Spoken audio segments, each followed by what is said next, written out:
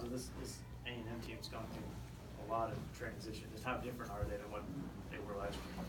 Well, I think on the perimeter, just as quick, athletic, they score the ball. They have new bigs, I think 1 or 2 grad transfers. Both good size. One's more perimeter shooter, more offensive threat. The other one's physical runner, jumper, dunker, shot blocker, with both physical presence. I think on the perimeter it's still the same, but I mean, obviously when you lose that level of talent, it's not an easy thing, especially when you get into league play. Cuonzo, do you see a difference in TJ Starks from what he was last year to this year? Well, I think now, because he, of course, out of high school, you knew he was a talented player. But I can't remember at what point in league play, it might have been early in league play, midway, where he really started to play well. Because obviously in the preseason, probably didn't play as much, find his way.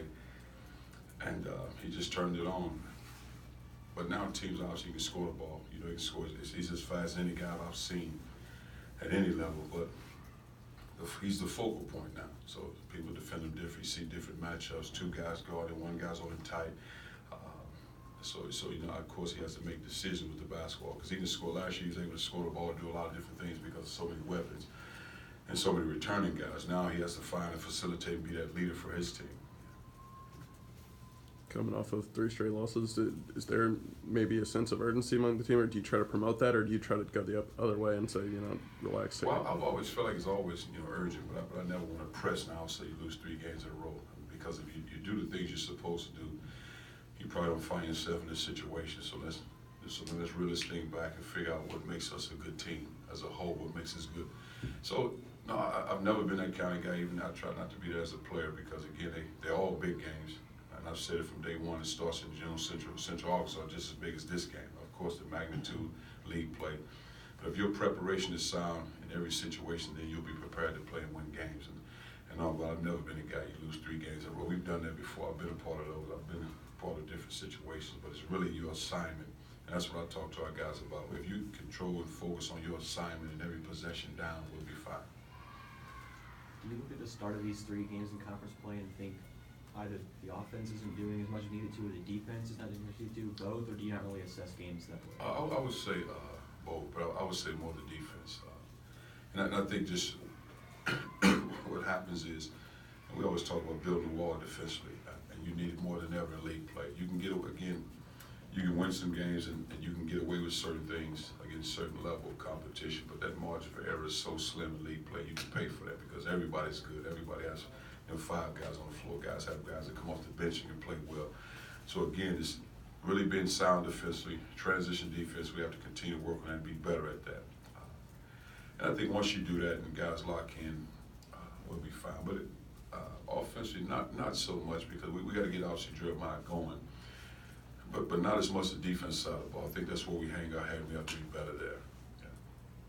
Back during the summer and then the fall before the season started, I know you were talking to us about how hard Javon Pickett was working and being in the gym all the time. What aspect of his game do you think he improved the most during that period?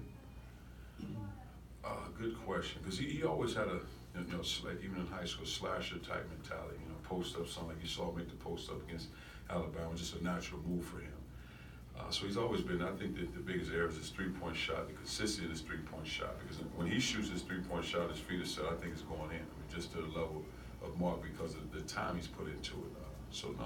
I think the 3-point shot more than anything. On Wednesday, you mentioned the next step for Jeremiah is to get out of his own head.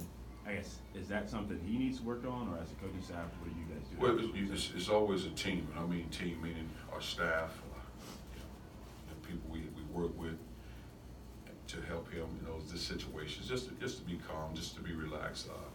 And I think that one of the things we talk about him just letting whatever that last play go. He assumed it was a negative play, let it go as fast as he can, and focus on the next play because he's a guy that's hit. And I talked to him about his mentality sometimes as if he's a guy that plays 5 minutes a game. When you're guys in heavy rotation, you start a lineup. You don't dwell on the last play. Because you're in rotation. Now, a guy his margin for error is slim, he's a 5-minute guy, and everything counts for him. And I think he has to get past that. And I've said it before, when Jeremiah realizes who Jeremiah is, then it'll be a quick jump. It won't be a big jump. It'll just be a change like that. Everybody say what happened. It was just, he realized it. Do you like what you've seen from KJ Santos these past few games? Yeah, I mean, I think, you know, to KJ's defense, I mean, we got to get him running more. And KJ's a better post-up player. We got to get him posted, running more, facing up, because he can do a lot of those things. And to his defense, man, you know, and I've said it to you guys, he didn't have an opportunity to play against, you know, 6 or 7, 8, 9 games where he can get his head up, get his confidence up. He's in the trenches against some of the best in the country. So, again, he's working and working and working. But he's doing fine. I think he's doing fine. I think he'll continue to get better. You'll see him get better every game because he'll get his legs on him, he'll get his confidence. Not that he lacked confidence, but the confidence in games. He'll get there. Do you think physically he's all there at this point? Oh, he's strong enough. I mean, again, outside of the conditioning of playing games, of missing so many games, but physical presence, yes. Where's Pinson in his development? You know, he had a good game against Tennessee, and then you didn't play him the second half of South Carolina. Kind of where is he? I think for X is just the growth of the defensive mindset first and foremost. When you talk about that side of the ball, having a presence defensively, you know, being strong enough, and not necessarily, he'll get this part, but strong and sound in what he's doing. It's okay to be whatever stature you are, but you have to have that fight on the defensive side of the ball. I think offensive just having the confidence facilitate more than anything, because he's a confident player with the flash pass, but now it's the simplicity within his game, because he can shoot the ball. We need him to be aggressive. We need him to push the ball up the floor and be comfortable in pushing it and making simple decisions. And I think it'll come with him. I just think it's a matter of time. It'll come.